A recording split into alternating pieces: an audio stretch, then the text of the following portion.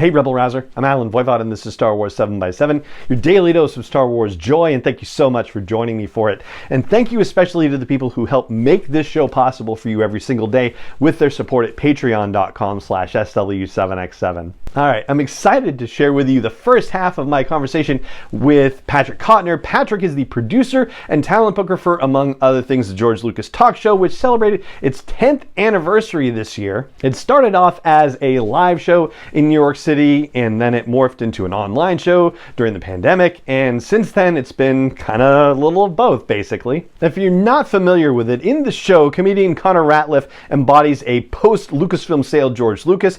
He interviews real-world guests as themselves in a panel format, accompanied by his sidekick Watto, played by Griffin Newman, very hysterically, and this Watto is wearing a little hat, so you know it's the Attack of the Clones version of Watto. And since 2020, Patrick has taken a greater public role in the show as a joint co-host and sidekick. Patrick is also the co-producer of a new documentary called I'm George Lucas, a Connor Ratliff Story. It's been getting great reviews with its festival premieres, and it's about to come out on video on demand services on June 11th. So Patrick and I are going to talk about that and a whole bunch of other stuff. So let's just get into it. This is the first half of my conversation with Patrick Cotnoir from the George Lucas Talk Show.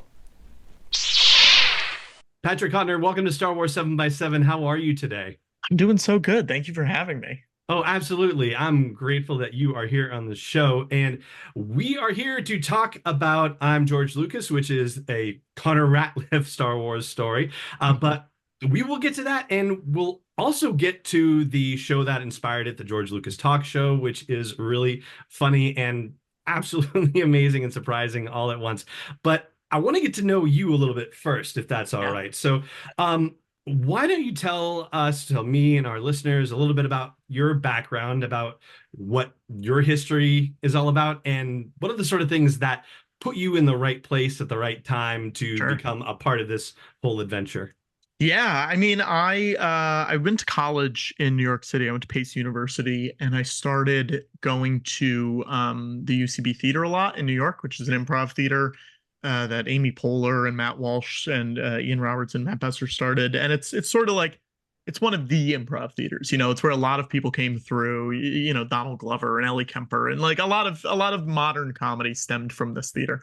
So I started going there when I was in college because I was a comedy nerd and a TV nerd and, you know, all of that, just a nerd in general. And I started working on this show called The Chris Gethard Show, which was started as a public access call-in talk show, kind of weird hybrid thing. Eventually went to cable, and I met a lot of people there from UCB, including Connor Ratliff, who is you know, the man who plays George in the George Lucas Talk Show. And through that show, just started working on a lot of comedy stuff in New York. You know, weird alt comedy midnight, you know, shows in a basement at places where you have to beg people to come to. Yeah, I mean, started working on the George Lucas Talk Show in 2014, just as sort of a guy who would help set up chairs and help, you know, make sure everything was good. Eventually I started like filming the show for Connor, and that sort of moved into a producer role on the show. And since then, you know, it's been 10 years basically since I've been working on it. And the show's gone from a stage show to a live stream show during COVID. Now it's sort of like a hybrid of both of them. We do, you know, sort of whenever, whatever we feel like, if we want to do a touring show or if we want to do a live stream. And you know, I was a big Star Wars nerd as a kid. It was, you know, I was 5 when special editions came out and 7 when prequels started coming out. So it was kind of like the perfect age for it. Yeah. And this was, I had sort of gotten out of it a little bit. And I think that was just, you know, a growing up thing. There was no reason for it. It was just one of those things that like you go through phases in your life. And then I started working on this, and it's become a real problem, you know, because it's fully gotten me back into it. And it's been bad for my wallet. It's been bad for my mental health. It's been bad for everything. So, but yeah, I mean, that's how I got there. You know, it was a lot of right place, right time, meeting the right people, and wanting to work on fun, cool things. Because I think when you work in the entertainment industry, you work on a lot of garbage and a lot of like stuff where you're like, this isn't fun. Why am I wasting so much time working on this project? And it's one of those rare projects that you're like, oh no, I'd like to do this more because I like the people involved and I like the subject matter and all that stuff. And this was actually a midnight show when it began. Is that right? Yeah, yeah. It started as like a midnight show on Friday nights at the UCB in the East Village, and it was a very weird thing because people didn't really know what it was. Not that people know what it is now, but people didn't really know what it was. I should explain what the show is for people just so they have a brief idea. But Good, because I want to ask you about that too, yeah, actually. Yeah, it's a talk show, and we treat it as a regular talk show, except comedian Connor Ratliff, who you might know from the Dead Eyes podcast or Marvelous Miss Maisel or Search Party or a whole bunch of things. He plays George Lucas, and he plays George Lucas as if he is James Corden or Jimmy Fallon or whatever. And we treat it as much like a real talk show as we can, as much like a you're on the press tour for this project you're working on. Come plug your show with George Lucas. Mm-hmm. And then Griffin Newman, who hosts Blank Check, and he was in the Tick reboot a couple of years ago in Masters of the Universe, plays Watto. Plays Watto as the sidekick, the Ed McMahon type.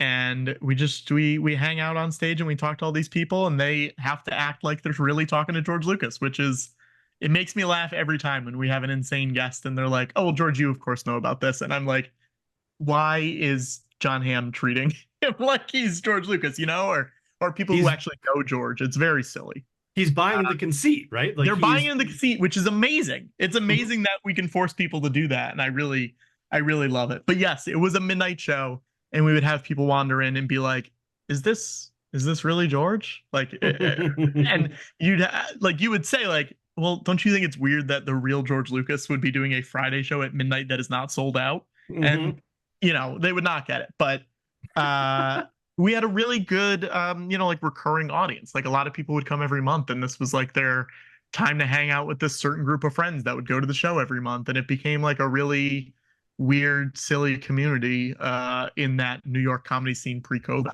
Mm-hmm.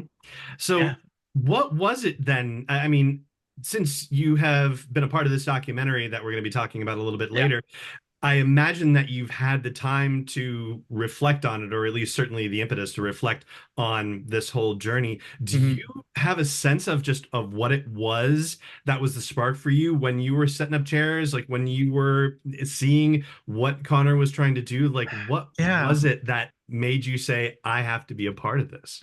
Yeah, I mean, Connor's one of the funniest guys in New York, and he's one of the funniest guys in comedy that the general public may not know about. His podcast Dead Eyes got some notoriety in the entertainment world. It was about, he got fired from Band of Brothers when he was in his 20s because Tom Hanks said he had dead eyes. So it was this story about failure in the entertainment industry. But George Lucas Talk Show has sort of always been this underground thing, and I knew he was funny, and I knew I wanted to work with him on anything that he would have me on. So I think that was a big part of it.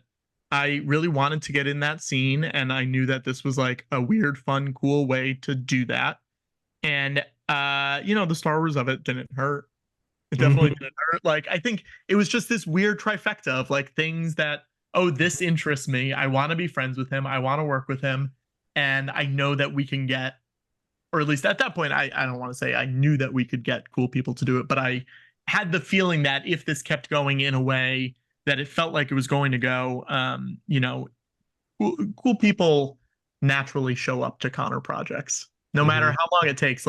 You will get to the point where you're, we've been on stage and I'm sitting next to Amy Irving or Adam Scott or on a live stream with Weird Al, and you're just what am I doing here? What, this isn't my beautiful house. This isn't my beautiful wife. It's very, very crazy. So I think, just having that gut feeling of this is going to be cool, and I'm going to put the time in because I think it will pay off in the end. And also I was going to go to the show anyways. So you might as well work on it if you're already going to be there, Yeah. And I love that, that moment in the documentary where you're being interviewed and you recount a story about how Connor just refers to you to somebody else as his producer, and you're like, you didn't tell me that. And it's just, this is just going on in his head. And he creates his narratives in his head, and he may not tell you that he considers you, his producer, his partner in a show or whatever, but like he knows that, and whether he verbalizes that to you or not is not always the same thing. And I have to say too, in watching the documentary, and I still think you could do it, but it might require a little bit of, hair Sure. color, and I'm, no, I'm Sure. thinking for my own thing too, but like you actually could be a young George Lucas, quite honestly. Yeah, I mean, I've heard I was that. watching you in it and thinking to myself, this is the, like, just if you would squint a little bit, it would Sure. be the Lucas in Sure. the Tunisian desert. And I'm like, I wondered, like, have you ever had the chance to explore that dynamic by chance? Never really. I was a producer on that show for so long and a behind the scenes member of that show for so long. And I had acted in high school, but sort of got that out of my system. I was like, I don't need to do this.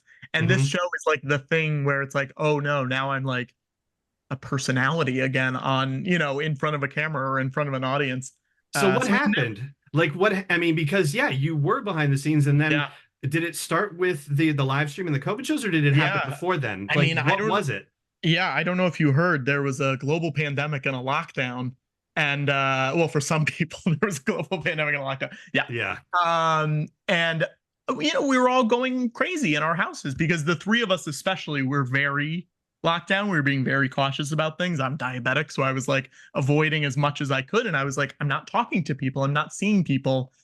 And the first show that we did, the first live stream that we did, was a 33-hour marathon of every live action Star Wars movie, including the Ewok movies and the holiday special. And my job was, I would have my laptop pointed at this computer that we're on right now, and we would have a timer going.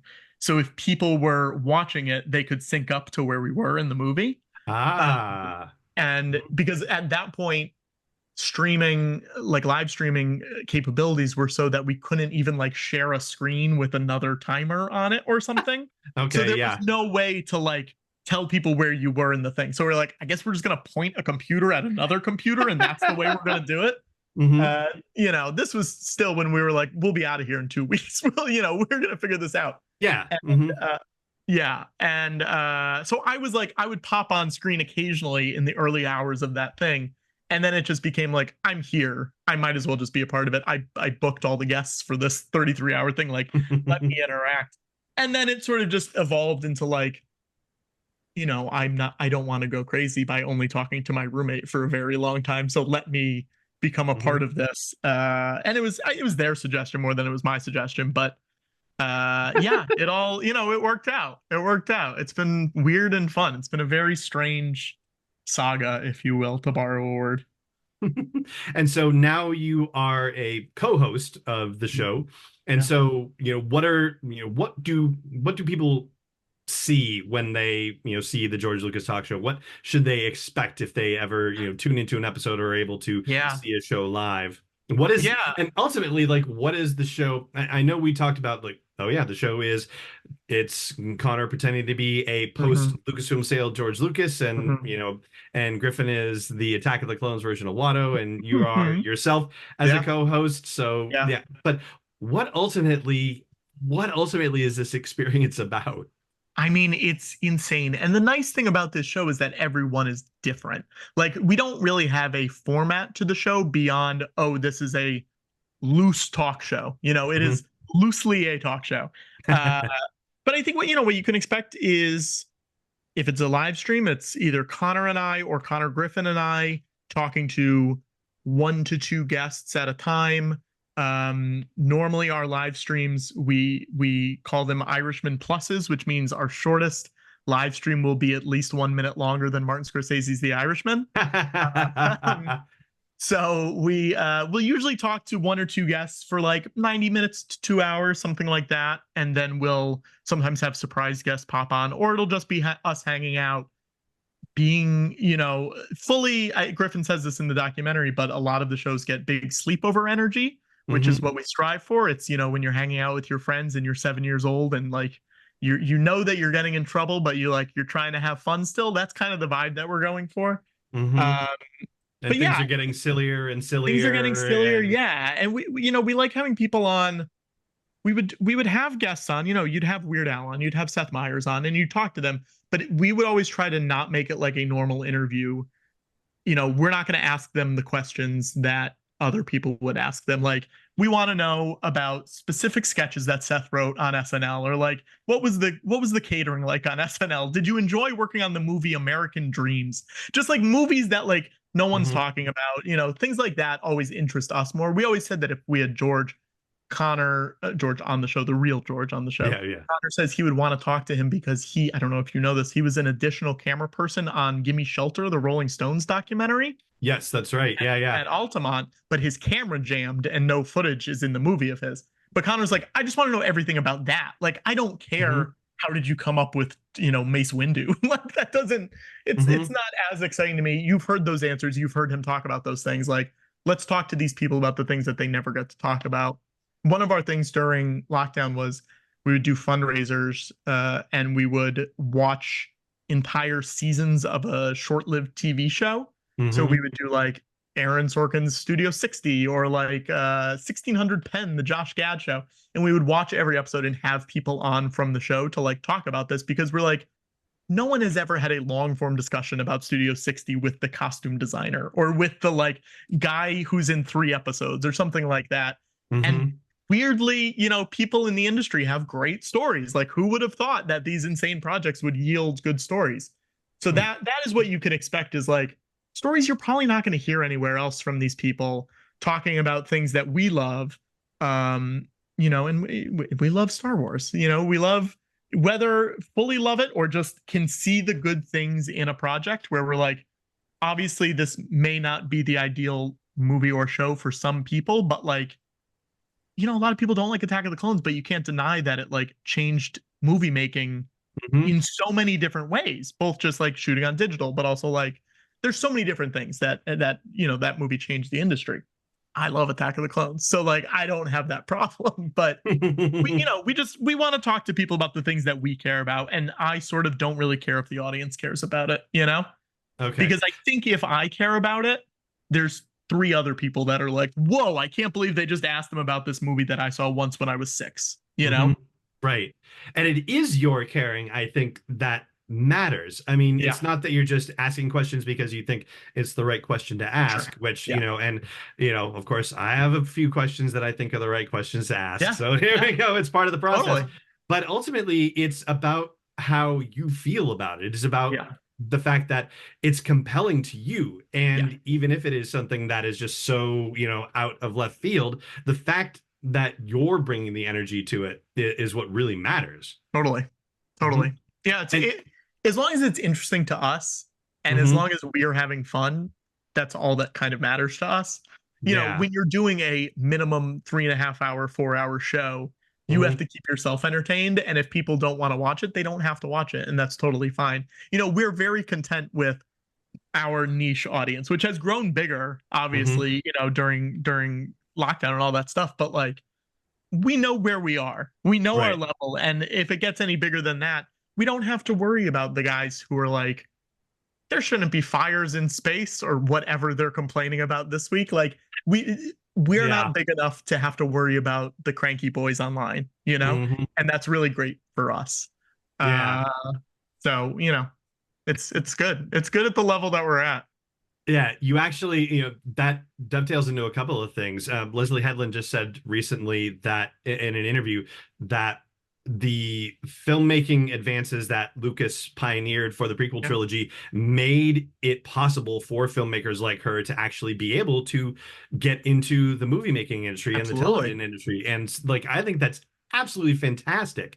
And I will say that I had to arrive at Attack of the Clones eventually. I was not initially a fan, but over the years, it has really grown on me. And I think even like what people describe as like the most cringeworthy stuff about Anakin ranting during that, fireplace scene with Padme, I thought to myself, the stuff he's saying sounds like the stuff I used to write in my journals when I was in high school. And I was like, no wonder I was having a problem with it, because it was like, I couldn't. Of course. Yeah. And it's also like, it's an opera. It's heightened. It's like it's living in a different world. And just because those movies are different than the original trilogy in some ways, like I think a lot of people couldn't get on board. I love how weird it is. I was also, I was 10 when that movie came out, like I said, and it was just like, I loved At the time, I was huge into like, oh my gosh, this technology is amazing. I was a big special features guy on the DVDs, Yeah. loved all that stuff. Also, a big like mask creature guy, stuff like that. And that movie is chock full of Oh weird yeah. creatures, and I love that, and I think that's why I was very attached to that movie. Now, at the same time, I think I saw it on IMAX. I think that was the first time I saw it, and we were visiting my grandparents, and my grandpa walked out halfway through the movie, and I never got over that. So Well, why did he walk out? Did he just, first of all, was he a Star Wars fan? I don't think he had ever seen any of them. Okay. I mean, yeah. So it wasn't one of those, like, yeah, it wasn't one of those kind of, okay. I think he was just like, I'm bored. I'm leaving. Never asked him about it. So the other thing that you mentioned that I wanted to follow up on is just the idea of the show getting to a certain level where it, attracts the attention of a certain segment of the population. But additionally, something that you talk about in the documentary, or what Connor talks about in the documentary, is about the possibility of the show getting large enough where Disney and Lucasfilm start paying attention to it, and it has very sort of Lando Bespin kind of vibes, like, sure, we're staying under the radar or whatnot. How have you balanced that over the years? Because there is a point, and this also goes along with a lot of Connor's own ruminations about success and failure and whatnot, and it's quite the fine line to work on, because at some level he and you presumably want it to be enough of a success where it is supporting you in some fashion. Sure. And yet also you don't want it to suddenly catch the attention of the global behemoth that has lawyers that will immediately shoot you down. So sure, how are you walking that line? Yeah, I mean, it's tough.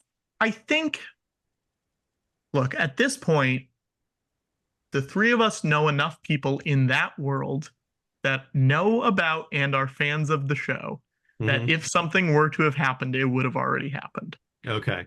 You know what I mean? Yeah. I get it. George is the guy who in 77 Mad Magazine got a call from Lucasfilm's lawyers saying cease and desist, don't make any more Star Wars parodies. And they said, oh, that's so funny. George called us directly last week and asked if he could buy the art himself.